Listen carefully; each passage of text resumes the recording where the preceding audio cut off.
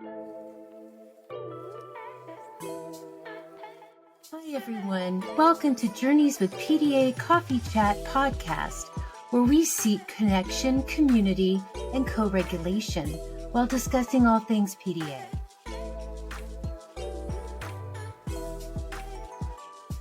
Hello, everybody. Welcome to Journeys with PDA Coffee Chat podcast. I'm Heather Jessup.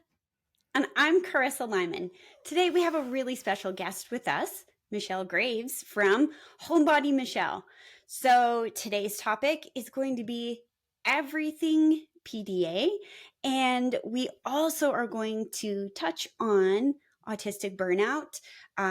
That's a big part of PDA. It has a big impact on it, and so we're really excited to have Michelle here with us to chat and talk about burnout and PDA. So, Michelle, go ahead and introduce yourself. Hi, I'm Michelle Graves. I live in the Portland, Oregon area. I am raising 4 PDA autistic ADHD kiddos with my husband. We own a small coffee shop in the town that we live in, and we are constantly going. We were just chatting about how some of our kids like to stay home and some of our kids love to leave the house. I have 2 children who are like, what's the point of going anywhere ever? I have my food. I've got my guaranteed safe spaces, all my favorite things. What could you want more? And then I have 2 who are like, I need novelty every 5 seconds. And there has to be something fun to look forward to. And it can't be within the 4 walls of our home. And so trying to meet all of those demands is impossible. And so I lead with the mindset of, I'm going to do my best.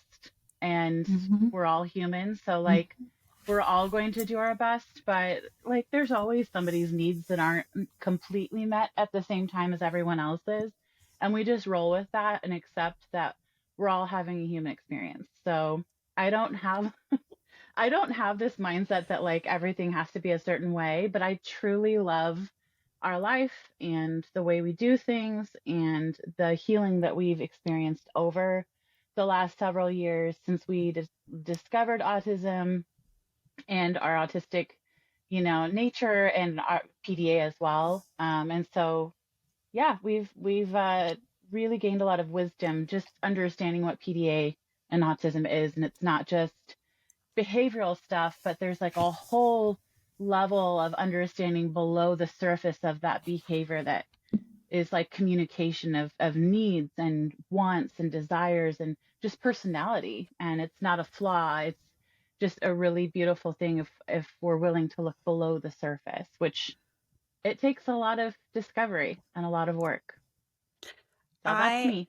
I just absolutely love you just saying it actually is impossible to meet everyone's needs, and you're just doing the best that you can, because I think there's so much pressure on us, just as people and as parents to, I have to meet everyone's needs 100% of the time. And it's this weight that I can't carry. And then you get into that mom guilt and that shame.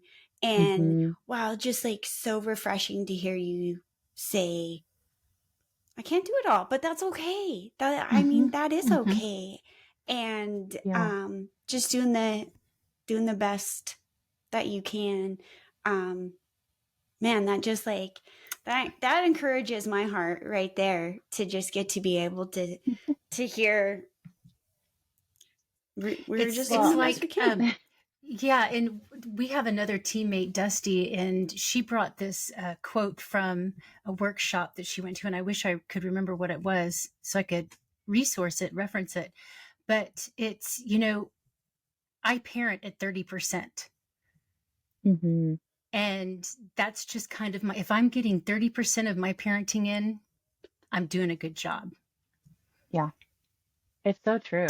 Yeah. It's impossible to be present in, it's possible to be present, but it's impossible to meet the needs of so many, there's a plethora of things throughout the day And I try to look ahead and see like what's the predictable things that my children are probably going to need or want. Mhm. And like try to meet all of those, like the basic needs, but also like, go ahead and like listen to them, hear what they need. But I think I am so much better now mentally with the acceptance of myself as one Mhm. human Mhm. caretaking four children, or Mhm. even one child is enough. Like it's just you're not just taking care of your own needs, especially us autistic, ADHD, PDA people who are caregiving. We're constantly pushing aside our needs, things that we like, Mhm. our body signaling to us, hey, I need to eat, or I need a break, or please put your feet up, or whatever. um but we're like constantly putting aside those things, those demands on ourselves to try to meet our kiddos and be there and be present. And I it was a few years ago that I just was like, you know what? I'm so sick of feeling ashamed that Mhm. I can't do it all, because I can't. I really can't. So those dishes are going to sit in the sink, and maybe my kid's not going to take a bath for a week because they absolutely cannot do it. It's not possible. And they're not going to brush their hair, and they're going to have knots in their hair, and we're just going to cut them out. I was a hairstylist, so I was just like, just cut those things out. Instead of making everybody feel bad and crying and being upset, we're just going to work around it and not Mhm. not allow shame to take over, because shame really was kind of the worst part of being a parent, was looking outside myself and seeing all these parents like, telling their kid A, B, and C. And the kid's like, yes, mother. And I was like, where's that? Like, I don't understand that at all. But then, of course, that shame, you see the other parents or even siblings, and they're like raising their kids, and you're just like, uh, what? Like, I'm speaking German and you're speaking English. What is happening here? Like, they're actually doing what you said. And so there's like that whole level of self acceptance, right? Where you're just like, you get to a place where you're like, that's not my journey. That's not who I am. That's Mhm. not who my kids are. And that's okay. Mhm. But it takes a lot to get to that point of It like, does. okay, I don't get to look like that. I Mhm. get to be me and like meet my needs and meet my children's needs, so that as they grow up, they just know that whoever they are is accepted and loved, Mhm. and they're not like feeling that deep pressure to meet somebody else's needs of who they're expected to be. As a PDA growing up, that was an awful, awful expectation, to be the leader or be the one that does all the right things. And as children, like Ross Green says, like children do as well as they can when they can, Mhm. but when they can't, they can't. And they can Mhm. only do as well Mhm. as they can with the tools that they have. They Mhm. don't have the tools, then they don't have the ability to Mhm.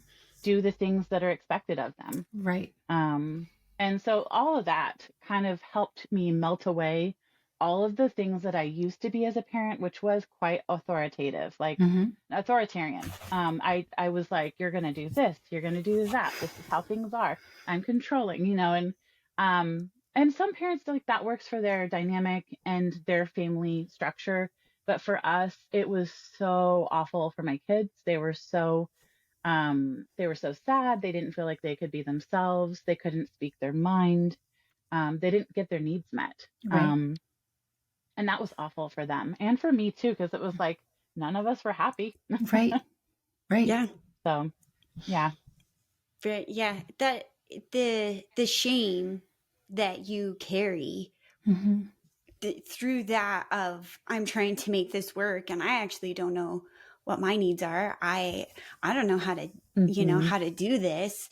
And that shame is so heavy. And I just, Right. like, I remember when we discovered PDA, and I was like, oh, okay, we're gonna flip everything. Like, all right, it's like we're tossing out absolutely everything. We're Yeah. going a new way. But it took a lot of time to like break down, those rules that I thought applied to Yeah. us. And like you said, the shame melting off. Hmm. And I had to do so much work on myself and releasing Mm, that yeah. so that I could allow my kids to be who they are. And now that we live this completely different life, but to see I love them that.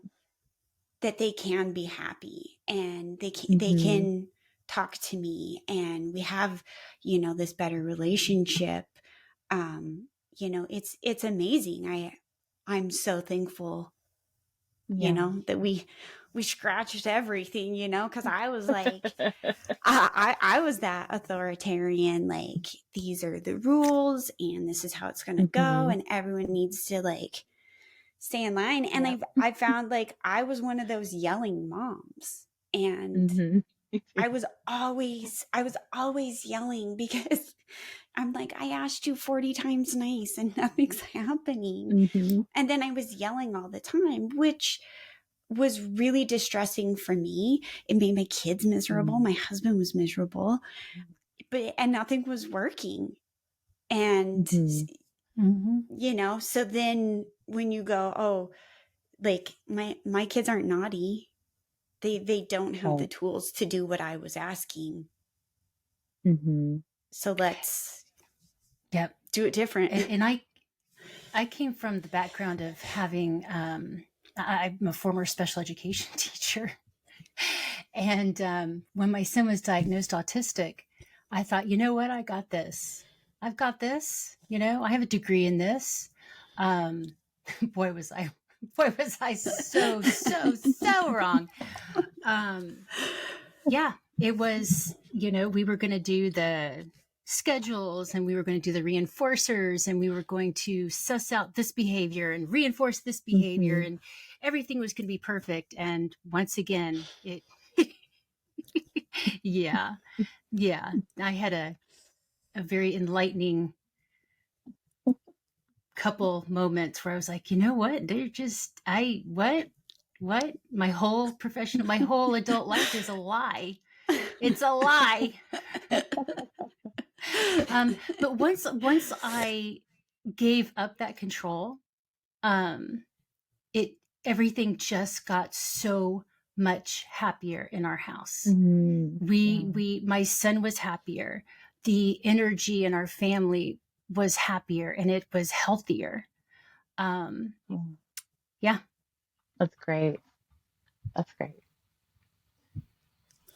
We in our house, I mean, we didn't really, so we just to go back just a bit for our family, like the reason why I learned about PDA and autism and burnout was my son was always just really struggled with transitions. We lived across the world in Poland for 5 years, and we'd always travel back and forth to the States, and that was so hard for him. But when we moved back from Poland to the States, he tried to go to kindergarten like weeks after we moved back. So there's this huge culture shock for him. And he was missing his friends and his routine and his home, his city, everything. And the teacher said, like, he's never going to fit in a regular school. We've done everything we can. And my PDA nature was like, well, excuse you. And he's going to, like, I just hit this, like, you don't understand who he is. Like, he's such an amazing kid. So he stayed home with us for 2 years, and then we moved to a different city just a bit away, and he ended up getting this really amazing teacher. And he had some situations happen at school that he was just, really miserable. Um, and something happened to him, and then the pandemic hit right after. So it was like, oh no, you have to stay home. Like, he was not devastated at all. He was so happy. And I saw this kid go from being like just hyper vigilant, really stiff, scared, worried, anxious, just sad, really, really sad. Mm-hmm. He went from that, like, 'cause going to school every day, to like this, like having interests in things. He was very, very quiet. He went very quiet for about a year. Like, he barely talked, he barely ate anything. And it had to be very like predictable foods that just felt safe for him. And at first, my husband and I were just like, what is going on? Like, Mm-hmm. we both felt kind of led to ask him, do you want to go back to school online or do you want to stay home? And he was like, there's an option. I don't want to go back to school. Um, and so we just slowly over the last 3 years have been doing like unschooling, which has worked for us. It's not for everybody, but for our family, for him, he's just so much happier. Mm-hmm. And it took about 2 years for him to really get to a point where he felt comfortable in his body again, like moving, bouncing, being goofy and silly. The kid that I saw before burnout, he's definitely different, like because he's felt more comfortable to be himself with our family. And then obviously his other siblings, kind of went through something similar with school. They tried school, it wasn't for them. And they all experienced their own burnout. My oldest is still in burnout because they're so socially motivated. They love being around their friends and school, but the demand to meet everyone else's demand at all times is just too much for them. And so we respected that. We just had this open conversation the whole year of whenever you feel ready to back off or, pull out or whatever you need to do with school, we're here. Like there's not pressure for you to go. There's the mindset that we want to support you doing something that you love, being with your friends, being in school. And so finally in April, they just were like, I am so miserable. I just can't do this anymore. And we're like, yeah, of course, we're here. Like, Mm-hmm. and so they're like in this situation where they're finally healing. They're finally realizing, oh, that constant need to be somewhere at all times was too much for me. Maybe I need to like, how can I take care of myself? And I'm like, I'm so proud of you. Like, Mm-hmm. it's just so hard being a kid, but um I just see these glimmers of like hope that in burnout, we're learning about ourselves. We're seeing our kids learn about themselves, their needs, their boundaries, and them being respected in those decisions, even though it may not always make sense to me, the things that they need, they know what they need. And being able to support that and ensure that they feel safe has been really life-giving for our family and our family culture of just being respectful, even if Mm-hmm. we don't get it. And yeah, now everyone is much, much happier, much more content, much Mm-hmm. more able to be themselves and there's no masking or pretending. There's just like saying it like it is. And there might be the occasional for one of my kids, it's like, oh, I'm sorry if I hurt your feelings. I'm like, I don't care. Like in the best way. Like I'm not upset. I'm just glad you're saying something. I would rather hear all of the things said in a mismatchy, like really disorganized way than to like not hear it at all. Mm-hmm. So yeah. Absolutely. So, we've said autistic burnout a couple of times, and maybe for those listeners out here or viewers, if you're watching us on YouTube, you might not exactly know what autistic burnout is.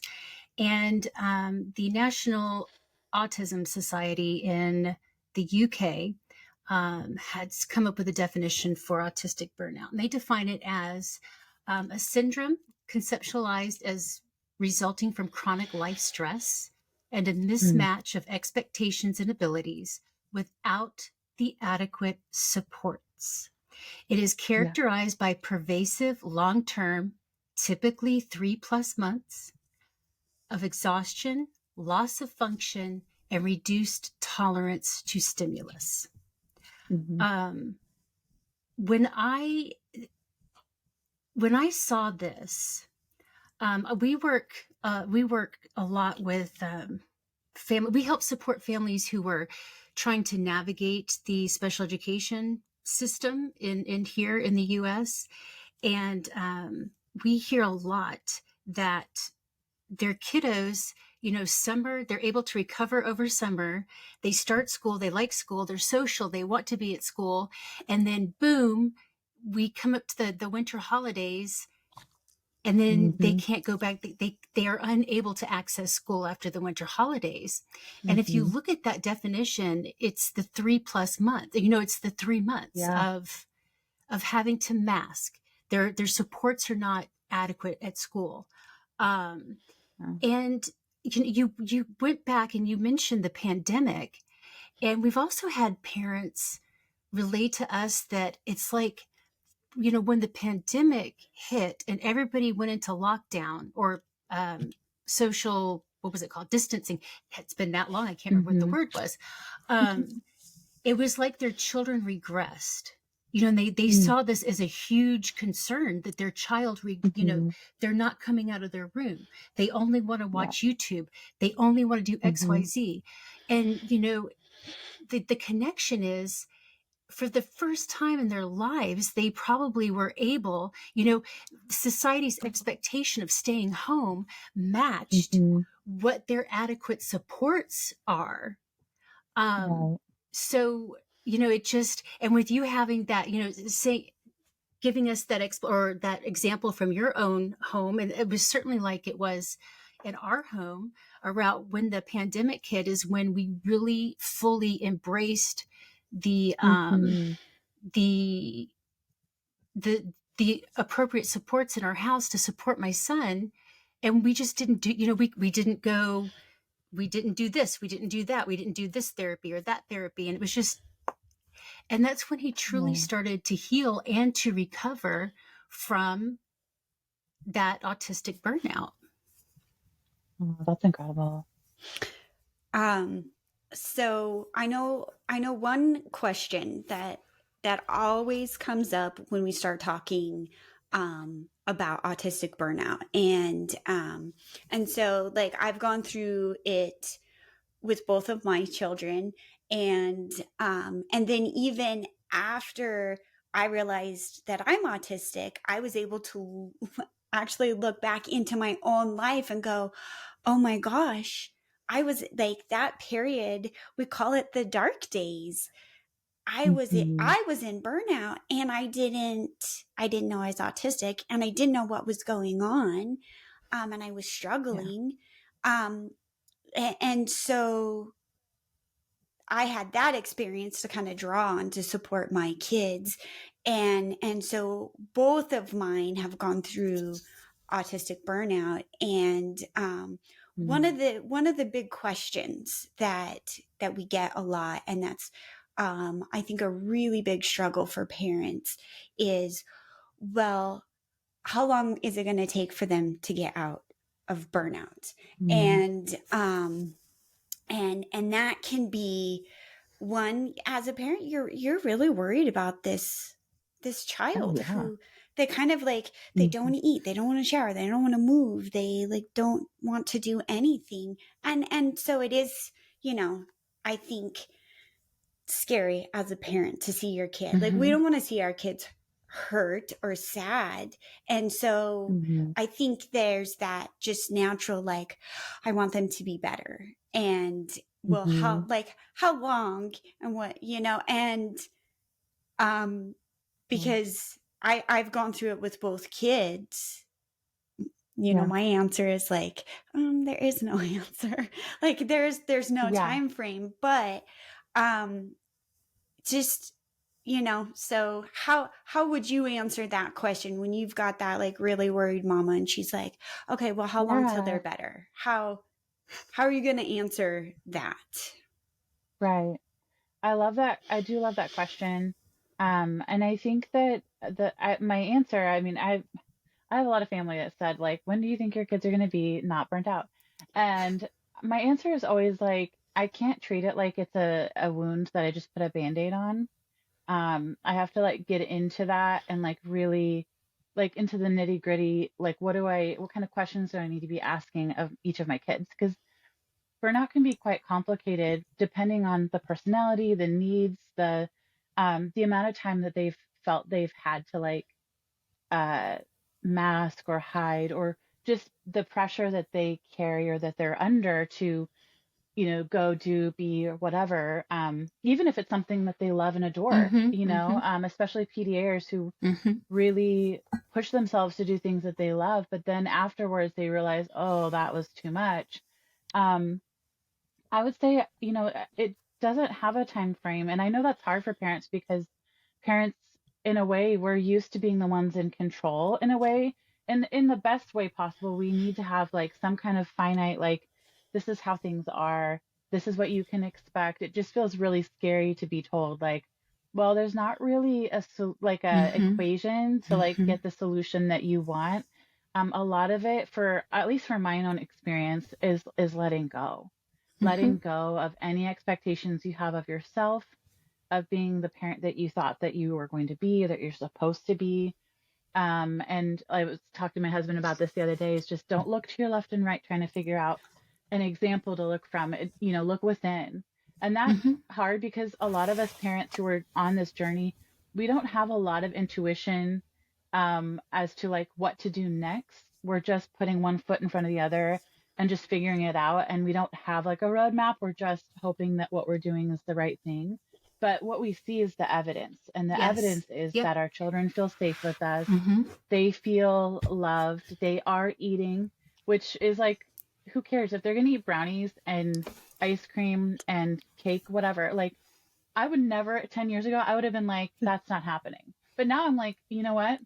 You want to eat something. Mm-hmm. Let Yes. me Oh, get that for you. But yes. then that I've seen, like, even in that, oh, can I have some grapes with that? Or can I have some, chips and salsa? Like it's an opener. And we all know that. Like, so there's not an equation for it, but trusting yourself enough as a parent to let go of expectations to be Yes. a certain way Mm-hmm.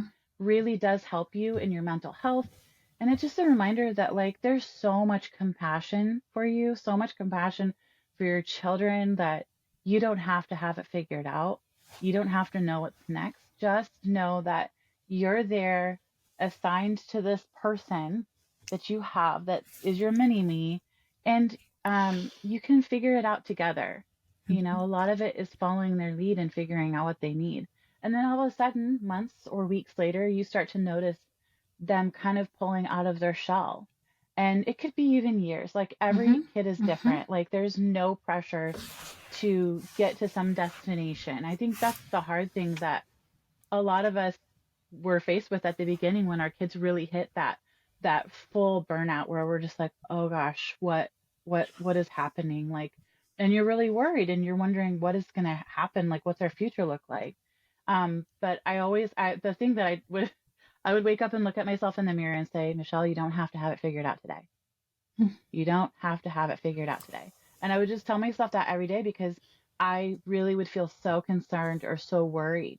Then I just have to remind myself, you don't have to have it figured out. And that really took the pressure off to, like, like, what do I read to figure this out today? What do I do? What do I be? It was just like, okay, just watch your kids. If they need something, meet that need. Mm-hmm. And it was just like that, keep going.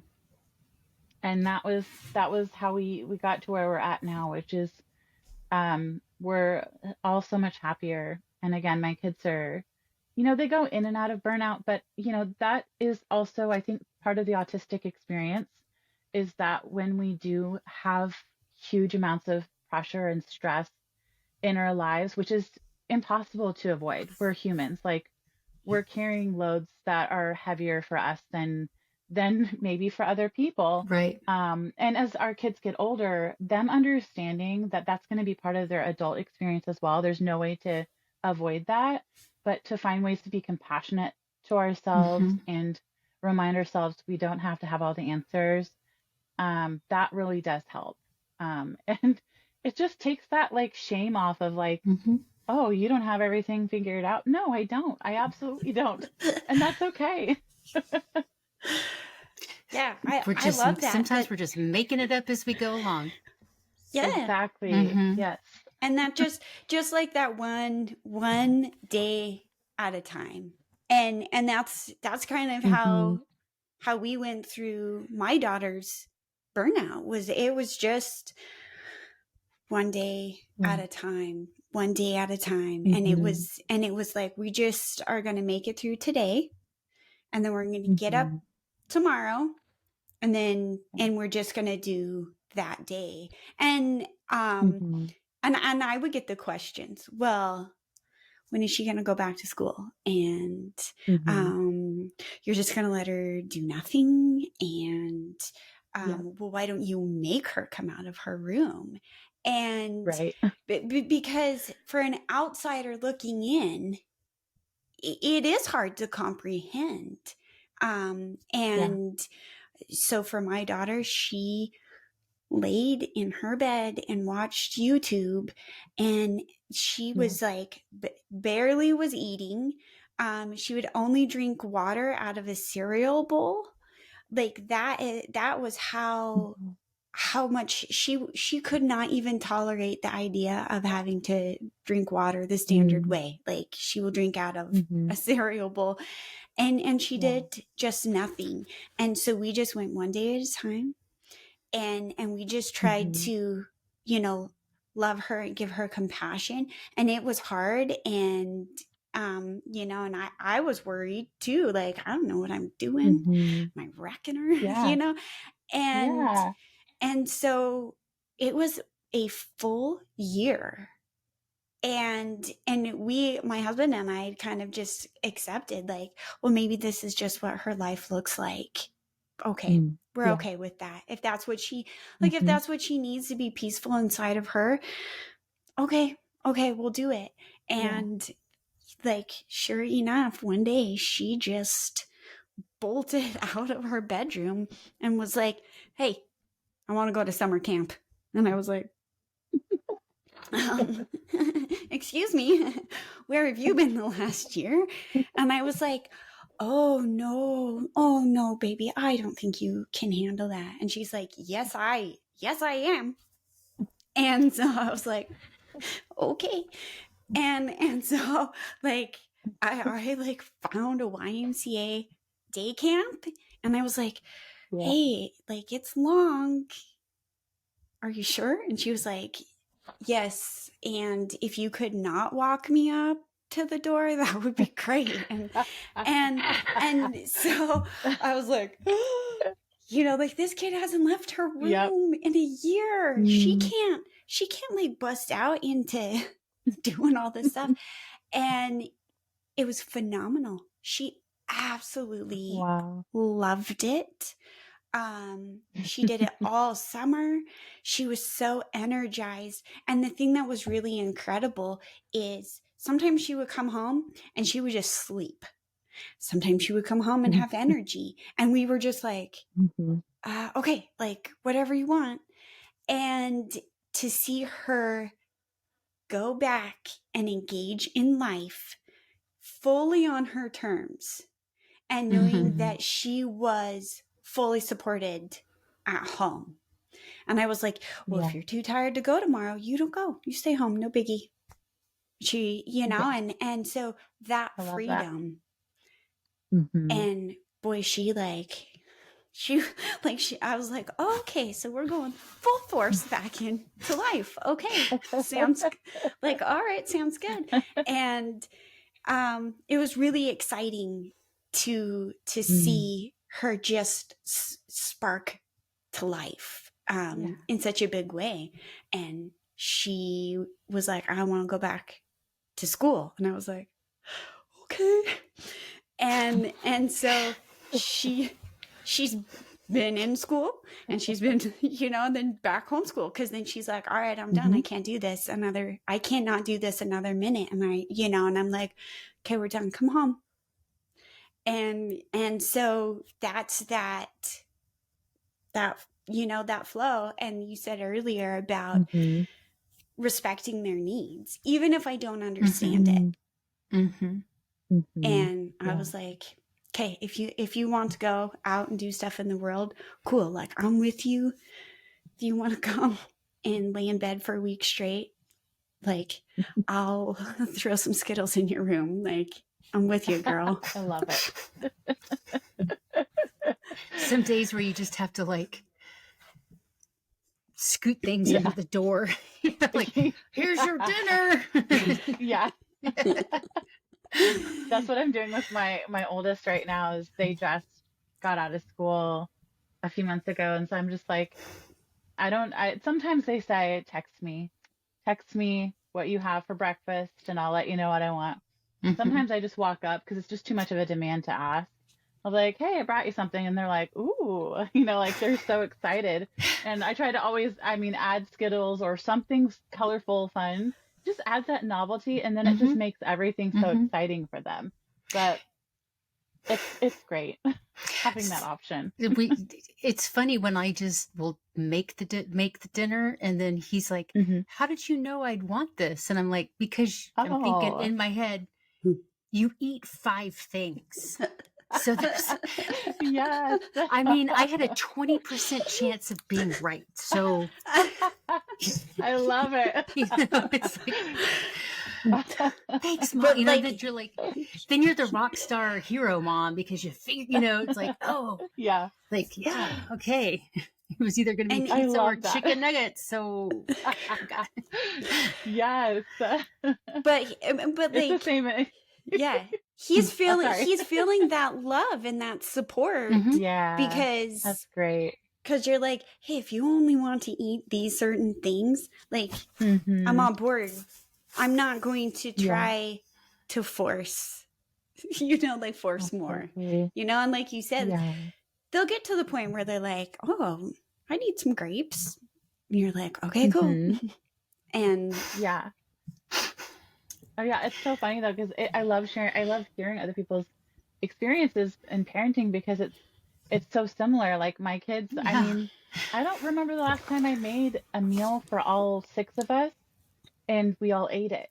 I Mhm. don't even think that's ever happened. But my life is like I counted up. I make 35 meals a day, and it's just like snack plates because my Yeah. children don't Mhm. eat food. But like I'm like plating meals. And then when I'm done with that round, then I'm down to the next. Oh, I'm ready for a snack. Oh, you're ready for a snack. Okay, you're on. So they're like ping pong off of each other. So by the time at the end of the day, my friend she came to watch the kids for me, and she was like, "Girl, that you make 35. Did you know you make 35 meals a day?" And I was like, "No wonder I struggled to feed myself because like by the time I'm done, I'm like, yeah, I'm probably 8 in between there." And then I'm like, "Oh no, I didn't." I should teach myself to eat while I'm making those snacks, but like it's so much easier because they're happy. They're Mhm. happy eating their food. I don't have to feel pressure to like Mhm. figure anything out. Mhm. And they're just like the happiest. So I'm like, I'm just happy to meet those needs and nobody has to feel bad about it. And there's no fighting or crying or upsetness. It's just, oh, cool. It just is. getting rid of that, like that dinner time fight and like Hmm. that dinner time nightmare. Once I Yeah. let go of that, traditional mindset of like, you just make one meal and your kids will eat it and they'll eat when they're Hmm. hungry enough, and everyone needs to sit Yeah. down. And then Mm. I realized, especially with my son who's my younger, um no, he would starve. and Yeah. and I'm like, no Yeah. way, like he is not going to get hungry enough to Yes. eat this Mhm. food. Mhm. Hmm. And so why would I want to have him crying and feel so Hmm. sad and feel hungry at dinner time just so I can say we all had the same food tonight? And so Hmm. now it's this really automatic. And so usually it's a meal Hmm. for me and my husband and we make it together. But because I'm autistic and I have my food things, sometimes he and Hmm. I aren't eating the exact same thing. Yep. And so Yeah, then same. we're automatically like, okay, like what's this child, what are they going to eat, what do they need, and then what does Yeah. this one want? And so Yeah. we're automatically doing, sometimes it's all 4 different dinners. I love and it. Yeah. and throughout the day, well, and especially because we're home, we're homeschooling, like, Yes. eat when you're hungry, eat what you Mhm. want. Hmm. I'm Mhm. like, if you're going to eat a brownie, that's awesome because you're eating. And, Yep. like, maybe you could have a piece of lunch meat after, but, like, Yeah. that was so freeing when I just let that go, that traditional Absolutely. parenting that you think you have to be held to, and just letting it go. Right. And so now we get to have dinner and sometimes all four of us are together and we're all four eating something different, but everybody is really happy and they're peaceful. And my daughter might be just wandering through the kitchen picking at stuff and, you know, telling us who knows what kind of story, and she's just eating tortillas and she doesn't want any of the taco stuff. But then to see her and she's like, hey, she's standing here and she has eaten the tortilla, and oh my gosh, she's holding the cup, you know, and she's talking to us, and everybody's really happy, and that's what matters. And so yes, I'm like, well, eat whatever. I don't even care like what utensil you're drinking out of. Right. You know, like if, and so we have like the water that comes out of the fridge, you know, and so my son has started just like putting his head and he's like drinking straight from the fridge. Yes. I'm like, you know, and there's that part of me that's like, oh, nope, thank you for having water. Okay. We're fed and hydrated. That's all. At the end of the day, that's all that matters. For at real. the end of the day, right? So true. Yeah. And you might have the same pajamas on for like 2 days straight. Oh yeah. You know, but like, are you engaging with me? Are you happy? Okay. That, you know, that's it. Are you drinking out of the fridge? Cool. I'm glad you came to the kitchen. Like, I have one of those. She'll just walk right up and I'm like, oh, hi. You're saying, you know, you're not thirsty. That's good. You're creative.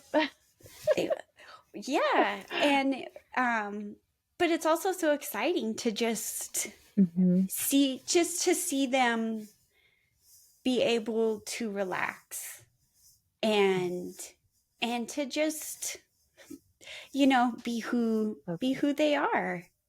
And I'm glad for that. I agree. Yeah. Oh yeah. It is really, really wonderful to see them come out of that shell and just feel like they can just be themselves. There's no pressure to meet anybody else's needs or expectations. And I always like, I don't notice it until somebody else that's not in our family comes over, and then they're like, you let your kids talk to you like that? And like, yeah, do you have something to say about it? Because like, keep it to yourself. Not really mean, but like, you know, like let's be respectful. The kids have feelings too, and they can say whatever they need to say. And if it looks explosive, there's a reason behind it. Right. And you know, we just talk it through, and I explain it to all the family because, you know, it's probably boring for them, but like, I just really want them to understand our family and our family culture, and be respectful of the kids and their, you know, boisterous, loud, funny, goofy selves, because they're amazing and they deserve a space in this world just as much as adults do, you know? Yes. But yeah. Absolutely. That's beautifully said. Yeah. Yeah. And that's so much encompassing, I think, you know, kind of journeys with PDA and what Heather and I are wanting to do. We want to fight and to advocate for our kids to have a place in this world and to be respected as human beings who have thoughts and feelings, and that's what, you know, gives me so much passion to do this. Is I want my daughter to be able to be herself and to have a place in this world. And growing up and not knowing that I'm autistic and not being able to find that right place, and feeling like I didn't fit and I didn't work, and I was like, I must be broken, and and saying, no, not my girl. My girl's not going to feel broken. She's not going to feel out of place. And I'm going to speak up in the world. I'm going Mm-hmm. to make my voice heard. I want to bulldoze through and make a place so that she gets to just be herself and her voice can be heard. And sometimes I don't like the way I receive her voice, and I have to check myself and go, you know, I'm going to give her a place in this world. And I want her to have a place, and I want her to feel whole and peaceful. And that's what we're doing. And it's so incredible to now, especially with the podcast, to get to meet these other people who are fighting that same fight with us, and to have these other voices kind of speaking out. It's very validating knowing that you're not alone. Yes. Yeah. Yep, absolutely. Okay. Yeah. Yep. And so with that being said, Michelle, how can people find you and all of your wonderful tidbits I'm on Instagram. I don't have any of the other socials. I'm super simple, mainly because I don't think I would be able to keep up with anything else. But I'm just Homebody Michelle G on Instagram. And I love connecting with other PDA families, autistic families, and even just individuals. It's been, like you said, it's been really great connecting with other people that are autistic, PDA. There were so many years that I felt alone. Yes. And to not feel that way anymore, I very much love helping other people not feel alone either, and not feel isolated or confused. It's such a scary place to be, and so not to feel that way and just be in community with other people, it's been really, really wonderful. We couldn't agree more. Absolutely couldn't agree more. So we're going to have all of your info in your Instagram tag. We'll have that included in the description so that people can get connected in with you. Thank you. I appreciate that. It was really great to talk to you both today. Really, really great. Likewise. And if anybody out there would like more information about pathological demand avoidance, you can find us at journeyswithpda.com. We're also on Facebook, and Kerissa does an amazing job of pushing it out into Instagram too, because Heather has no idea how to do it. So yay, Kerissa. I'm learning, right? Like just one day at a time, trying to, got it. trying to figure out, trying to get our voices heard. So Michelle, we're so incredibly grateful for you to come in and chat with us. We're so grateful that, that we get to be in the PDA community together and to break down that isolation. So we're also, we are so thankful for all of the content you share. And we often, as I'm able to get on Instagram, we like to share out your info because you are such a great encourager. And so we're so thankful for you. Thank you for spending this time with us again. Thank you for spending. I think I was thinking will you come back again? Yeah, I was just about to say, we need to do this again. We just let's do this again. That'd be amazing. I'd love that. Fantastic. It's great talking to you both. All right. Excellent. All right. Well, bye-bye. Thank you, everybody. Thanks for listening. Take care. Thank you.